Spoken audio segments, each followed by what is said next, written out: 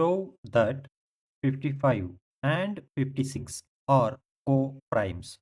Observe, we know that two or more numbers are called co-primes if their HCF is 1. Since any two consecutive numbers always have HCF equal to 1, they are always co-primes. Got it?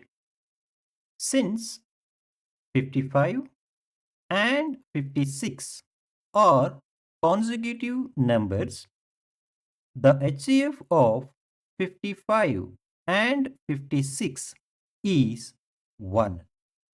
Therefore, 55 and 56 are co-primes. Got it?